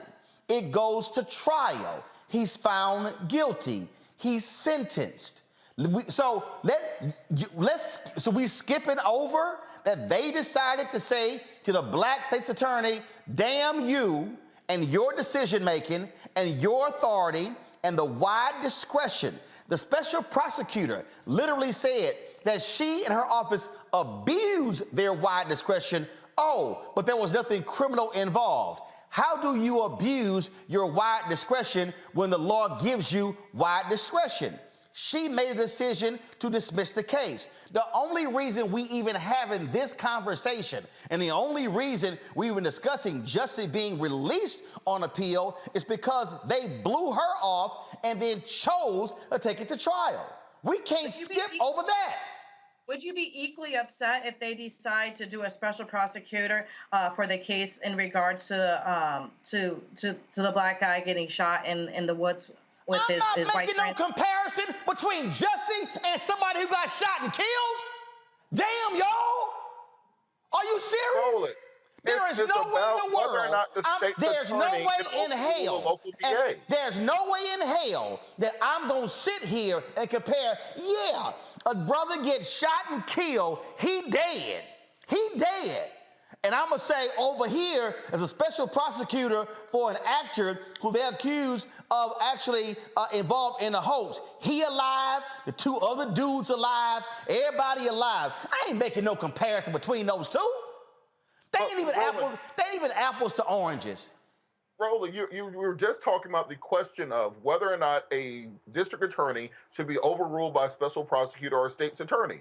The first story we did tonight was about a district attorney making the wrong decision in all of our determination and the need for the state's attorney or special prosecutor to step in and prosecute that case.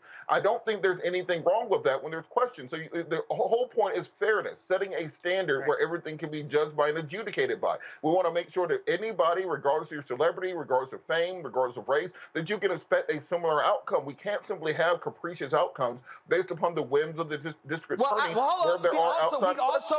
We also can't have capricious outcomes when, we pissed off in this case, so now we're going to request a special prosecutor. Look, how about this here?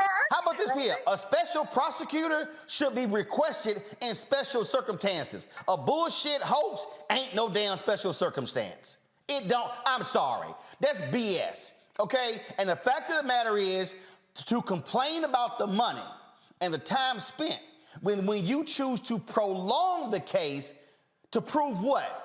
Oh, we're going to make you pay because of what you did here. Man, that's some bullshit. Melina Abdullah, she's with the Black Lives Matter. She joins us right now. They've been, Patrice Cullors and others, they've been posting videos on Justice Instagram. They've been talking about free Jussie. Melina, glad to have you here. Again, what's amazing to me with this story, and again, if you think that Jussie is guilty, fine. That's fine. But it's a low-level crime. So how can, on one hand, we talk about we should have the First Step Act and release folks from prison who have committed drug offenses, nonviolent offenders, never convicted before, this was nonviolent, all of the factors, but then, no, throw them in jail. Bottom line is, we see what happened here. They were like, yo, you gonna pay for this. We're gonna make an example out of you. And this wasn't theft. It wasn't a shooting. It wasn't murder. It was none of that. That's right. That's right. So from day one, Black Lives Matter has been saying that we stand with Jussie. I can say that I believe him. I believe him. I believe he is actually a hate crime victim. I believe that the whole story and the way in which he was framed up, set up, comes from a long history of Chicago police, especially lying. But also, when we think about what happened, the idea that Kim Foxx's ruling, that the agreement that had been reached where he had already done community service, paid a restitution, could be then overruled by a special prosecutor is absolutely ridiculous. And I'm not a lawyer, but it feels like double jeopardy to me. I also want to lift up that this is a class 4 felony, which means in most states it's not even a felony, it's a misdemeanor. It should never have come with jail time. I was fortunate enough to be in the courtroom during the sentencing hearing. And by fortunate, I mean because I got to experience the love of the Smollett, the strength of the Smollett family. But what it felt like, the judge, Judge Lynn, felt like a slave master, like the way that he, it was white supremacy, seething white supremacy, when he thought that it warranted a near 30-minute scolding, telling Jussie that this is not just about the crime, but about the person that he is, calling him arrogant, which is, to me, the equivalent of calling a Black man an uppity Negro, right? This was absolutely an effort to come for Jussie because he's a Black man, because he's an outspoken gay Black man, because he stands with the movement, because he refused to go silently and kind of put his head down and issue an apology for something that he didn't do and shouldn't be apologizing for. See, look, here's the thing here that again jumps out on this point that I need people to understand how we even got to this point and really what's going on here. You've got folks in Chicago who are cops who are still pissed off that Jason Van Dyke was prosecuted in the death of Laquan McDonald. You've got cops in Chicago who are pissed off that Kim Foxx, the Cook County State's attorney, as well as the Governor Pritzker, they have been releasing people for marijuana convictions and getting them out of jail. You have literally happening there an effort to say, why should we be locking up low-level offenders? Folks, listen to me. You've got a white sheriff, Tom Dart, who has been saying, we are incarcerating too many people in Cook County Jail. He's the sheriff. He's the one who runs the jail. So if I am to take all of that into account and then say, who should we be putting in jail? This ain't got nothing to do, oh, it's because it's Jussie. No, what I'm saying is, if we gonna say on one hand, we shouldn't be putting low-level, non-violent offenders in jail, then why in the hell is he in? And this ain't caping for Jussie. It could be anybody. But this is part of the deal. What we have to recognize here is that this is, oh, no, we gonna make you pay. And here's the deal. If you actually believe that Jussie lied and this was a hoax, that's fine. It still don't make sense to sentence the man to 150 days in jail. I would rather have people who are in jail who need to be in jail. You know what? If the judge said, you know what, I'm gonna hit you with 150 days of home confinement, where you can't leave your home, electronic monitoring. I ain't got a problem with that.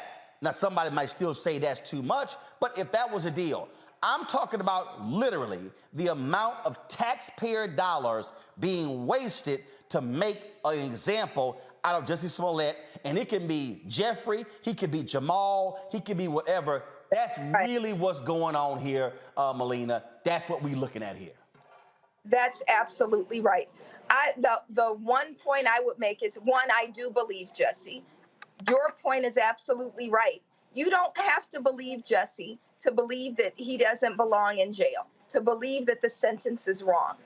And this should open up conversation on what we should be doing with our dollars. We should not be spending taxpayer dollars to confine, to prosecute, to go through special prosecutions of people who pose no risk to society. I want those dollars to, Chicago has a lot of need, right? I want those dollars to go to resources to people in Chicago, and we should all want that. The other point I'll make is I do believe it was a targeted attack on Jussie, but more than that, as you're saying, it's a targeted attack on progressive approaches to criminal justice, on saying that everybody doesn't need to be locked up. We need more dollars for resources, not more dollars for confinement and imprisonment. So, all right, so Robert and Breonna, I'm gonna ask y'all this, y'all lawyers. How would you feel, Breonna, if you're Jussie's attorney and you negotiate a deal with the Cook County State's Attorney's Office, and charges get dropped, and then he gets fined, that's community service, you think the case is adjudicated, it's over, and then all of a sudden, a year later, they come back and go, hey, yeah, I know that thing y'all negotiated, it still stands, but we also now are going to charge him, indict him, and now go to jail. His attorneys are saying that's double jeopardy. I'm telling you what actually happened. How would you respond if you're the attorney to say, oh, we adjudicated the case, we're going to come back and get you at a second time? If I were representing him, which I'm not, but if I were representing him, I would also reference the Bill Cosby case, right? Because they had an agreement, things got closed, somebody decided that wasn't okay, and they reopened it. Then he went to jail, and then, you know, during COVID or whatnot, was released off of those technicalities. That has happened, and we have seen the standard. So I would use, like Robert and I are saying, I would use other case standards to say, hey, this has happened, this cannot, and this happened here, and they let them go. So this is similar, and so I would want my client to be released too. I do understand what you're saying, and I think the way that you might look at the case is whether or not you actually believe him or not. If this actually happened, and he has to go through 3 years of this for just reporting something that was hate towards him, think about how that deters other people from reporting hate crimes. And there's always been a deterrence, right? There's always been someone saying, oh, that didn't really happen. Oh, it wasn't a hate crime. It didn't elevate to that. It's a higher standard to prove that it was a hate crime. And so having all that influence in how we go forward with the other cases is very important. We have seen that standard in the Bill Cosby case. So I would say if I were representing him, I would, you know, the time was served. The sentence was given, the time was served, and it's closed, and we need to go forward. However, I'm not representing him, and they have to argue that. I want to, first of all, it looks like we're joined by one or both of the Smollett brothers. Jacque Smollett. Jacque, glad to have you on the show. Just give us your thoughts to this breaking news of the courts ordering your brother released from jail. Thank you, Roland. So I'm very excited about the news. I think it's really just a result of all the pressure that we applied. All the folks who are finally realizing that this case is bogus. Even the state has realized this case is a bogus case. It's why they released my brother. They looked at the evidence that those were most of the claims that we made, and the reason why Jussie should be out of jail is that this case is absolutely bogus, and the state agrees. And so this is a huge win for us, but we are focused ultimately on getting my brother's name cleared, and so we have to stay focused on the longer term appellate case. But I think this is a big win for us, and I'm very happy about it. And again, the appeals court has not fully ruled on this, but they simply stated that he can remain out of jail on bail as his attorneys are appealing the case. And so the appeal of his conviction and the sentence will still move forward. But the court is saying, yes, he should be released from jail. Yes, the court has effectively suspended his conviction at the moment. So that's a big deal. If the state is suspending the conviction and saying, hold up, we need to take a look at this and figure out if he actually deserves convicted, then that's a huge deal. Are y'all, first of all, have y'all communicated to him this? Are y'all on your way to the jail? What time is he supposed to be released? They haven't given us timing yet. We have been told it's going to be tonight. And we're ready on standby. We are ready to pick him up and make things happen. And of course, what the judge also ruled that he is not required to stay there in Chicago or Illinois. He can return to his home while he is still on probation. Yes. Yeah. So he's allowed to travel, to my understanding. We're trying to figure out all those travel arrangements and where he goes and all that good stuff. Okay, will certainly keep us abreast. We'll be of course, y'all are having a news conference outside of the jail when he gets released. Is he going to speak to the public when he gets released? My brother will not be speaking to the public. He will not be speaking to the public tonight. There are serious issues of security, and we're not going to be doing that tonight. Will his attorneys be speaking, or will you and the family be speaking publicly? Our attorneys will be speaking tonight at the press conference, yes. Got it. Okay. All right. Yep. I certainly appreciate it. Thanks a lot. Thank you so much, Roland. Thank you very much. Melina, I appreciate you joining us as well, just sharing your thoughts and insight on this case. I can't hear Melina. She's on mute. There we go. Still on mute. There we go. Okay, can't hear you. Okay, who's hitting the button? Is it her or is it us? It's y'all. But thank you for lifting it up. Thank you for covering this. We appreciate you. I appreciate it. Thanks a bunch. Final thoughts in here, Robert. I'm going to go to you. Again, what I want people to understand what's going on here. What we're talking about here, this is not fully about Jussie Smollett. This is about people not liking Kim Foxx and the decision to override her decision. This is not, out of all, you think about the cases coming out of Chicago, this is not a major case. But they decided, no. We're going to go after you, Kim Foxx, and question your integrity, your character, and your discretion when it comes to this particular case. And that's why we're at this point right now. I think also people need to understand exactly what's going to happen next in the case. So when you have an appeals bond, that simply means that you're going to be out of custody while you await the higher tribunal, the appeals court, to review your case. It's not a whole new trial. I think a lot of people get that misconception. When it goes to the appeals court, what you're doing is simply reviewing the kind of procedure of the trial. So the appeals court will be ruling on whether or not there was plain error on the part of the judge, whether or not the jury instructions were wrong. Was there evidence let in that should not have been let in? Were there motions that were objected to, that they failed to raise an objection to, that should have been objected to? Those sorts of things. More of a balls and strike type hearing. Now, if it is found that there were trial errors at the trial court level, then they do have the ability to remand the case back to a trial court, either for an entirely new trial or simply to rehear the particular issue that was that they found there to be an error on. So there are a lot more steps here before we can say that Jussie's name has been quote unquote cleared. This is more of a procedural issue, allowing him to be out of custody while they are working those issues out, primarily because the amount of time that will elapse between now and when the actual appeal is heard will be more than the time that he is sentenced to.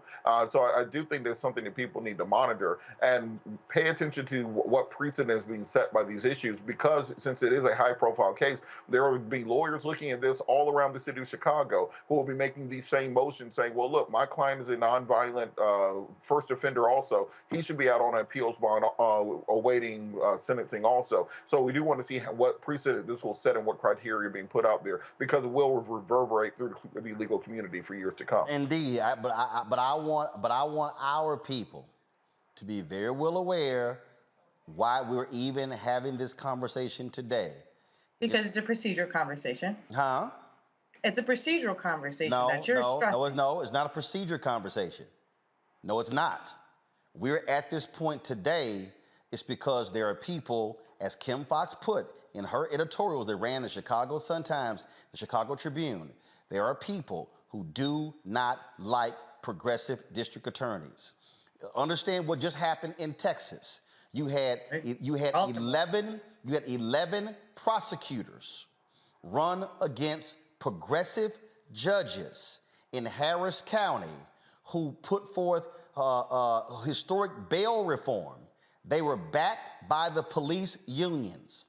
I need people to understand there are forces in this country who are pissed off that low-level offenders are being released. You have the attacks on Alvin Bragg, the district attorney in Manhattan, on the same thing. There are people, I need everybody listening to me right now to understand what's going on. There are people who do not want folk released from jail. There are people who have made their careers off of locking people up who look like us. There are people who want to keep folks in the prison system for a variety of reasons. And so so if these folks did not target Kim Foxx. We're not having this conversation today. There is no judge calling out Jussie. There is no sentence of 30 months probation and the first 150 days in jail. There is none of that, but they chose to say, damn you, Kim Foxx, you don't get to do your job, which the people of Cook County elected her to do. They said, no, we're going to override your decision. That is what I want people not to forget what's going on here, that they purposely overrode the decision of the black female prosecutor in Cook County. Don't get confused by what's going on here. We don't fall for the banana in the tailpipe. Folks, got to go to a break. When we come back on Roland Martin Unfiltered, more. Don't forget to support us in what we do. You know how to, of course, support us. Download the Black Star Network app on all platforms, Apple TV, Android TV, and, iPhone, Android phone, Roku, Amazon Fire, Xbox One, Samsung Smart TV, and also support us with our Bring the Funk fan club. Every dollar you give goes to support this show. We got some great events coming up. We're going to be on the road, taking the Robo-Mobile on the road. Looking forward to that. You can support us, folks. Again, you can send your check and money order to P.O. Box 57196, Washington, D.C. 20037. P.O. Box 57196, Washington, D.C. 20037. Cash App is $RM Unfiltered. PayPal is R Martin Unfiltered. Venmo is RM Unfiltered. Zelle is Roland at RolandSMartin.com. Roland at RolandMartinUnfiltered.com. We'll be right back.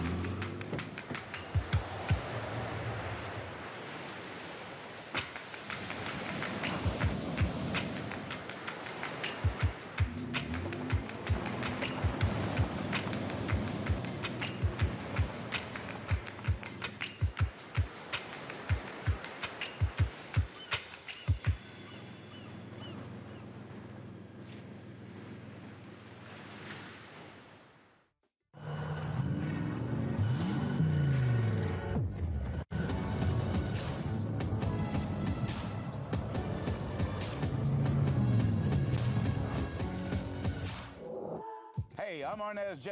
Black TV does matter, dang it. Hey, what's up, y'all? It's your boy Jacob Lattimore, and you're now watching Roland Martin right now. Stay woke.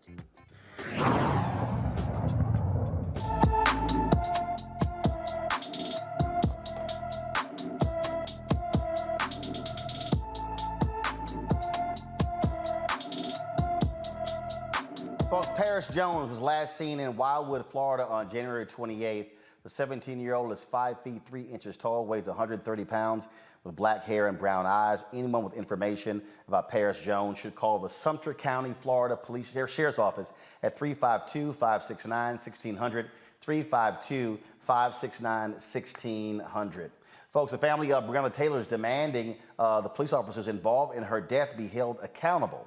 Breonna's mother, Tamika Palmer, and civil rights attorney Ben Crump met with the Department of Justice to ask them about getting justice for her daughter. They brought more than 20,000 signatures of those who want to have the officers involved in Breonna Taylor's death charged with them. Among the folks there, you see Until Freedom, Myson, Alina Sarsour, Tamika Mallory, Monique Presley was with them as well. Melanie Campbell was with them speaking in the news conference as well.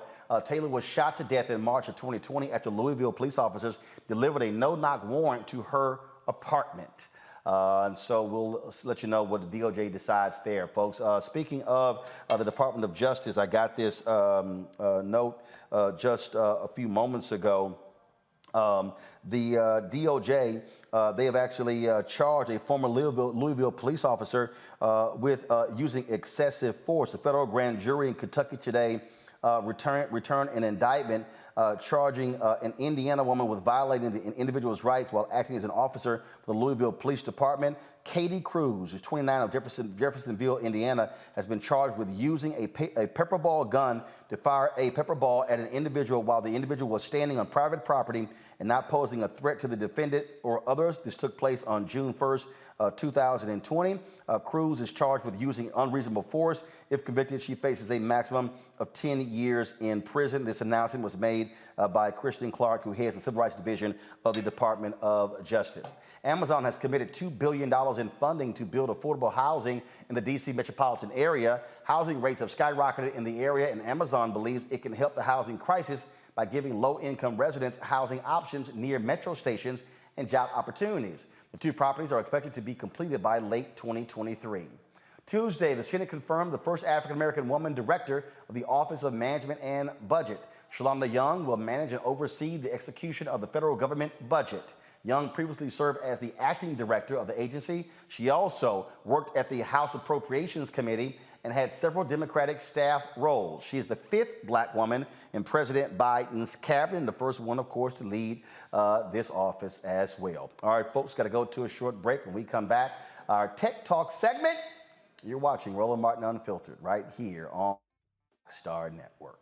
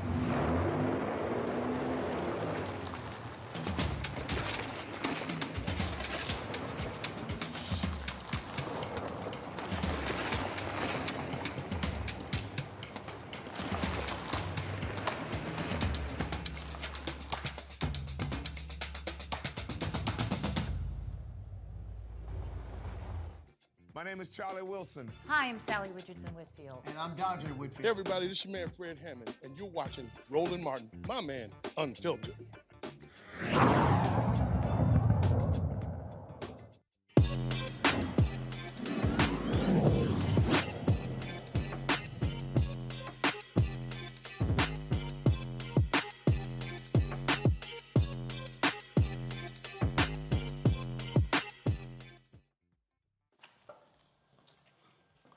All right, folks, do you have a hard time finding black-owned businesses in your community? Well, a black entrepreneur has created a way for you to find local black companies in one easy step. The BLAPP app allows black merchants to sell products to app users directly. It's BLAPP.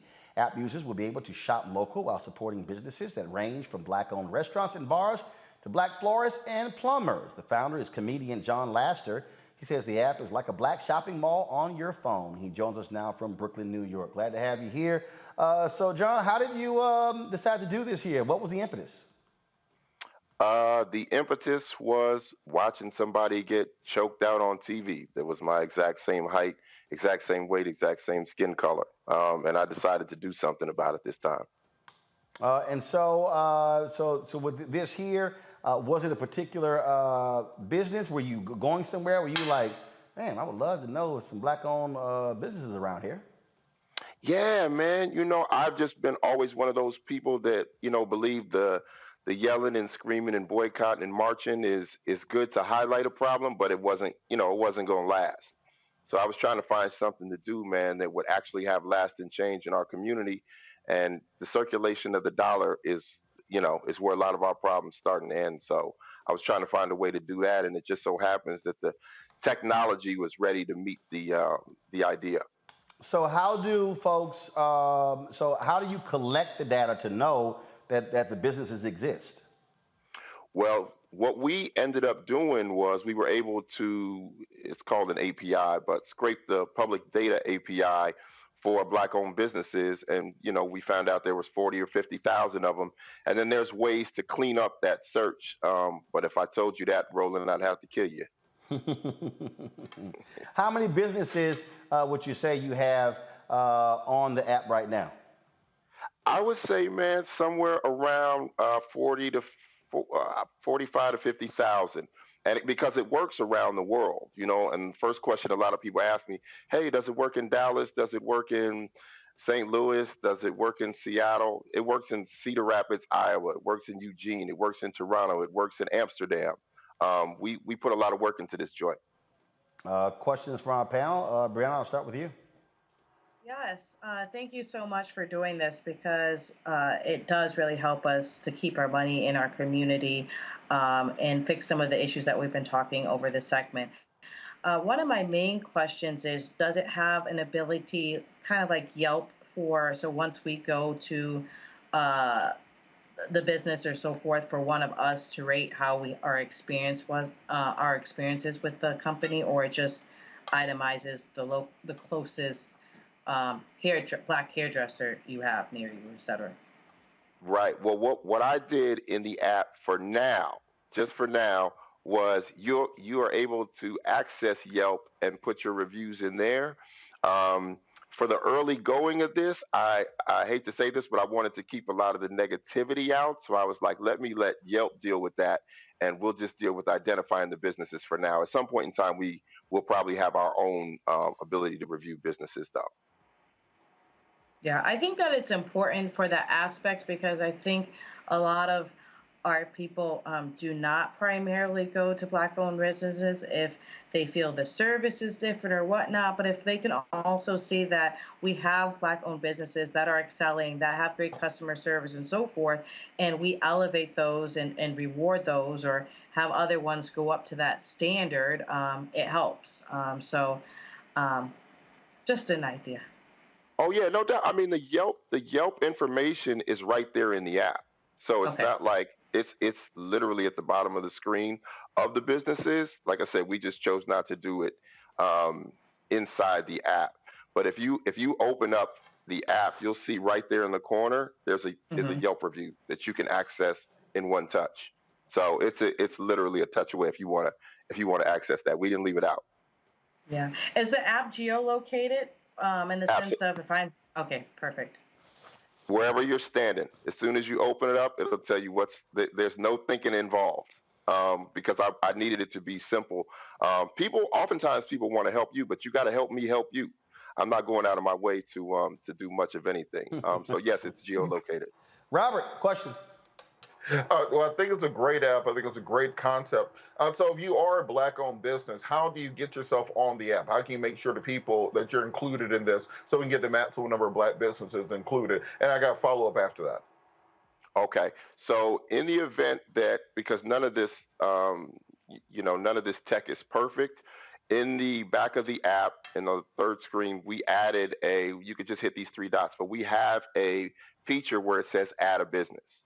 So if you are a brick and mortar business, you could just hit add a business, start typing it in, it'll autofill, submit it, and then the business will be, cleared and uploaded. If you're an online business, because we also have online businesses, then we have to verify it on the back end, and then we'll get it on the app like that. But we actually, just a couple weeks ago, 4 or 5 weeks ago, added an add a business feature just for that reason.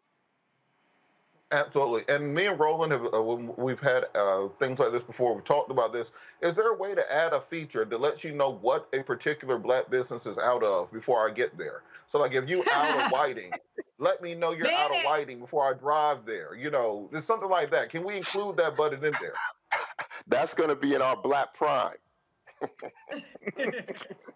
Competing with Amazon, I see. Okay. Yeah, once we get to BLAPP Prime. Yeah, just let me know before I leave the house what you out of. That's all I ask. I just want to know what you out of before I get there. There you go. Yes. There you go. Robert, let's pick the phone up and call somebody. That's all you got to do. Just call. Y'all, the app is called BLAPP, BLAPP. You can download that. John, would certainly appreciate it. Good luck with it. Yo, Roland, I really appreciate you bringing me on, man, to help get some light on this joint. I truly appreciate it. All right. I appreciate it. Thank you so very much. Okay, thank you. All right, folks. Our final story, it's a sad one. Chicago broadcaster and journalist Mary D has passed away at the age of 85. D was a Chicago TV star. 43 years in Chicago broadcasting, nearly all spent at Chicago's WGN. She was an author, a motivational speaker, a panelist, a career coach, and an advocate for violence prevention. It was a number of years ago, Dee was actually abducted, shot, and almost died. As a result, she crawled away for help, and that's when she began to fight on behalf of those who are victims of violence. Dee was inducted into the National Association of Black Journalists Hall of Fame. She also got the Lifetime Achievement Award, as well as the Illinois State President of AARP. She died at the age of 85, folks. What is so shocking and stunning is that this was her last tweet. It was actually sent yesterday, and it was sent to the family of Purvis the Blues Man Spann. He passed away yesterday at the age of 89 from Alzheimer's, and you see sending prayers and love to Melody, Pierre, and the family. Melody is one of the daughters of Purvis Spann. Pierre is her husband.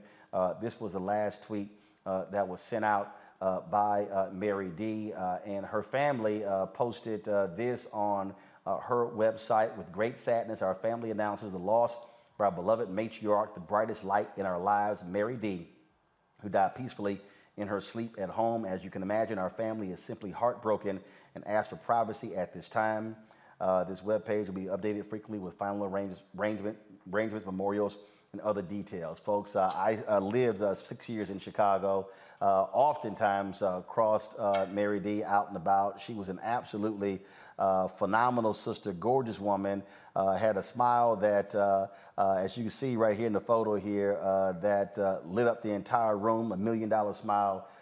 She moved with grace, she was elegant, she was poised, and she really was a treasure in Chicago. And so it is certainly surprising that she is now an ancestor, and so certainly prayers go out to her family as well, and all of the folks in Chicago and across the country who knew Mary D quite well.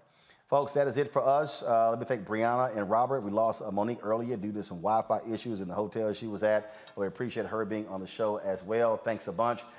Folks, don't forget, if y'all want to support what we do, our goal here is real simple: to speak to the issues that we care about, and to also cover the stories that no one else is going to cover. And real quick, we were supposed to discuss the Tennessee story. We had the vice mayor of that town booked, but she canceled at the last minute. She has agreed to come on our show tomorrow, and so that's why I held that story. We'll talk about the takeover, the attempted takeover of that city in Tennessee tomorrow right here on the show. And so I just wanted to let you know what we're going to do with that particular story. But don't forget, folks, we need to get to 50,000 downloads of the Black Star Network app. We have more than 33,000 right now. Please download the app on your Apple phone, Android phone, Apple TV, Android TV, Roku, Amazon Fire TV, Xbox One, Samsung Smart TV. And of course, you also please support us in what we do. And that is our Bring the Funk fan club. Your dollars make it possible for us to do what we do. So many people have been, supporting us, have been standing with us. Let me give a shout out to some of those people. These are the folks, I told y'all folks been mailing checks and money orders. Bernice Mullen Lewis, Cheryl Dugan, Joseph Samuels, Vivian Smith, Charlotte Powell, Gwendolyn Hoyes, Timothy Major, Beatrice Madry, Kay Gamba, Cheryl Earl, Dexter Brown, Judith Williams, Henry Cochran, Melanie Tittle, Freddie Smith, Sheila Brooks, SRB Communications, Lisa Jenkins, and others. Cheryl Dugan, let me tell y'all, Cheryl Dugan, Melanie Tittle, as well as Lisa Jenkins. Let me tell you why, y'all, they literally tithe to us every single month.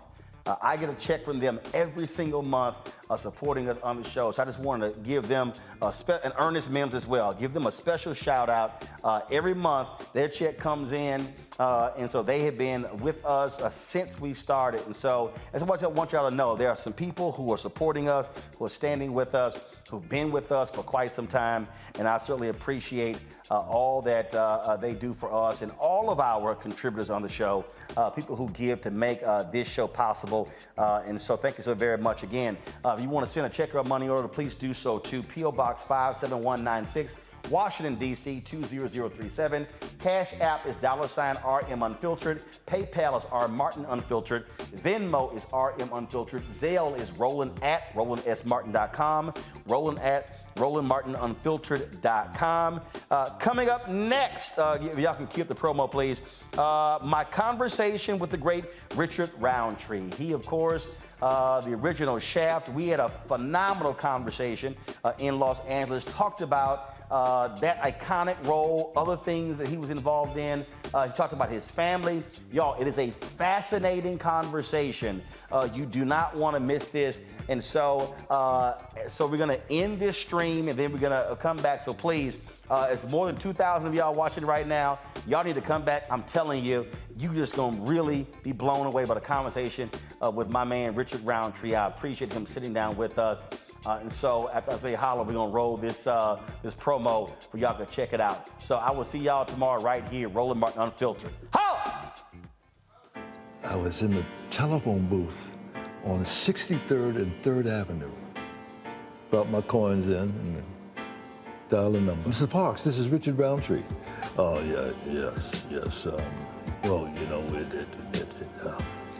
looks like you got the role. I didn't know whether I'll go blind. Oh, really? Okay, well, wait. You can't tell anyone. Can I tell my parents?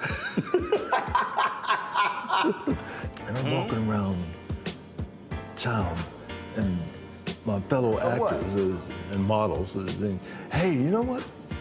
Tree, I think I might have gotten that role. You hear this 2 or 3 different times. Right. Like, did he come? Well, wait a minute. Was I dreaming that? Or then Gordon calls me up. I call Gordon, and he says, we're having the press announcing you are the Shaft. I get in the limo, and when I pull up and saw this, oh, Lord. What we used to call, I'm shitting in high cotton. Yes, in high cotton, yes. I get out, and all the press is there, and actors, and I walk in, and Gordon announces, yes, this is Richard Browntree, and he's going to play the character Shaft. Magic.